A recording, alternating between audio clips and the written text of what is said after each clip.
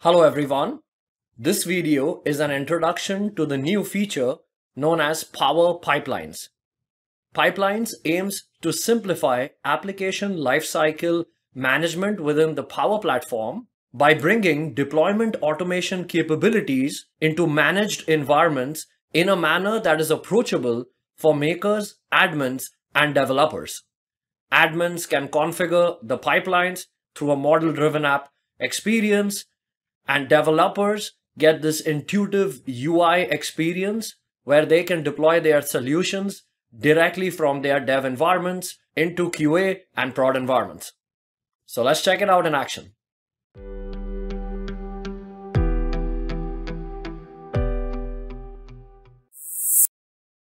So let's begin with setting up Power Pipelines.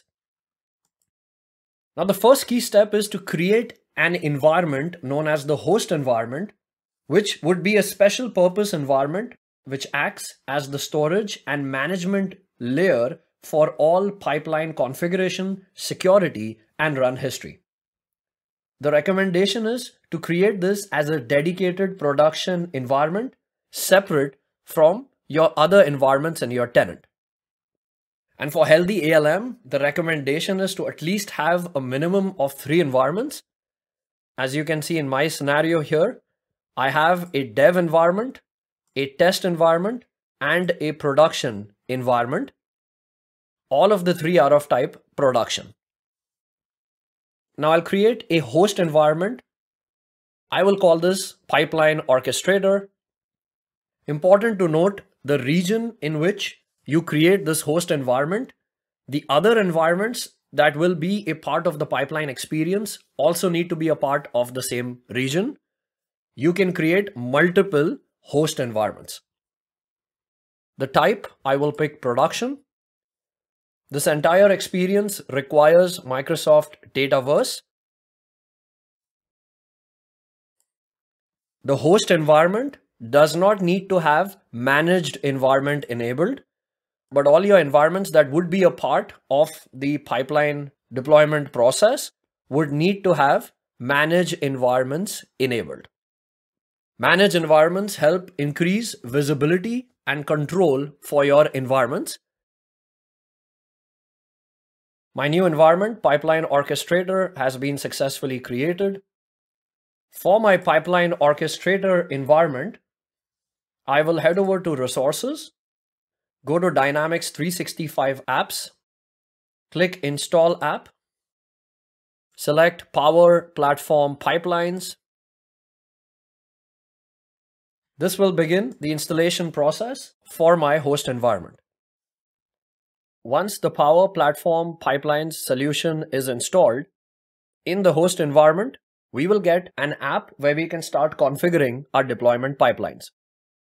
And for that configuration, we would need information about the environments that are going to participate as part of the deployment pipelines. So for each of these environments, I need to note my environment IDs. So I've made a note of my environments. My Power Platform Pipelines app has now successfully installed in my host environment. I will go to Power Apps and switch to my host environment. In this environment, if I head over to Apps, I get this model-driven Power App. If I select this, it will launch Power App where I can start configuring my deployment pipeline. First step, I will head over to Environments and select New. Here I will start plugging in the information of all my environments. Dev environment. I will give it a name. Environment type. This is my development environment where users will be creating solutions. So I'll select this. I will paste my environment ID and click Save and Close. And the moment I do that, an environment record entry is made and a validation process begins to test if this environment exists. Once the validation test is performed, the status is updated here. I would like to include my other environments as well. My test environment.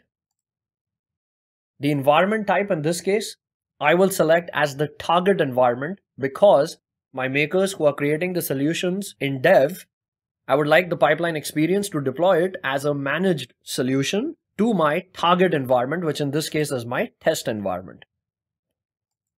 And finally, for my prod environment type would be target. I will plug in the environment ID and click Save and Close. Next step, I will go to pipelines. Here, I will start configuring my pipeline experience. So I'll create a new pipeline. I can give my pipeline a name. I can provide a description for my pipeline. I'll click Save. The linked development environments grid. This is where I need to define what my development environments are that I would like to associate with this pipeline experience. And I can associate this with one or many development environments. In my scenario, I added the information for my dev environment. So I'll select that and add it to this pipeline experience. Within the deployment stages grid, I will select new deployment stage. I can give a name for my stage. I will call this deploy to test. I can give a description for it. Previous deployment stage. Now for the first stage, this should be left blank because I'm moving from dev to test. Target deployment environment ID. Here I can search for my target environments that I had configured in the environments section. I would like to push this to my test environment. So I'll pick test, save and close. So that's the first stage.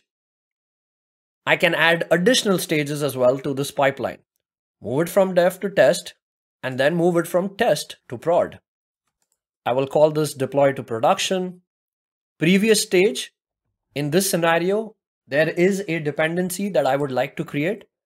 The solution must first be deployed to test, and only then the pipeline should allow to push it to the target environment here, which in this case is my production environment.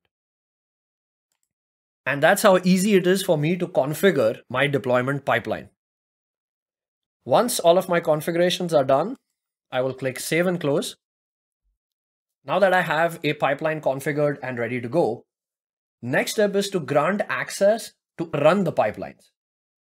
Pipeline security is managed within the host environment by assigning security roles. So let's see how we can share the pipeline with makers. For my host environment, settings, I will head over to users. I will grant my user, Sarah, who's a maker, and I will grant her deployment pipeline user security role. Plus, for this pipeline, I will head over to share and share this with my user and grant them read permission on this specific deployment pipeline. Now, from a maker perspective, signed in as Sarah, Sarah is in the dev environment. Sarah will select the solution in the development environment that she would like to deploy through the pipeline experience. In the Solution Explorer, a new option opens up on the left-hand pane called Pipelines. This will list out the deployment pipeline that Sarah has access to. If there are multiple pipelines, they would all list out here. The solution is currently in the dev environment. Here are the stages that were defined by the administrator in the host environment for the pipeline, which was go from dev, then deploy it to test, then deploy it to prod. So these stages have to be executed in order. Directly within the environment where the maker is developing, they can initiate the deployment. Connections are automatically set up or mapped in the target environment. Environment variable values can be provided. This ensures everything is properly connected when deployed. So the first stage is deploy to test. I'll click next. Here are all the details of this solution, and I'll click deploy. This will now begin the process of deploying my solution from the dev environment to the test environment. The solution will be exported as a managed solution. We can see that the solution is successfully deployed. Sarah can click on the link to go to that specific environment, in this case, the test environment, go to solutions, and here is that solution that was installed as a managed solution.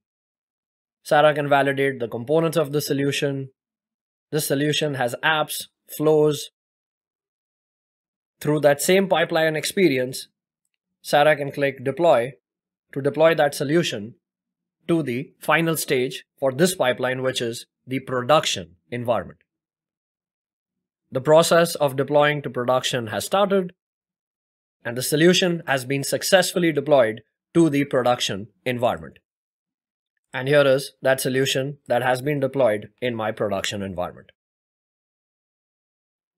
As the pipeline administrator, I can head over to run history and see all the deployments that were performed against the pipelines, the name of the pipeline, the stage that was executed, what time it started, what time it ended, was the operation successful or not, who initiated that pipeline action.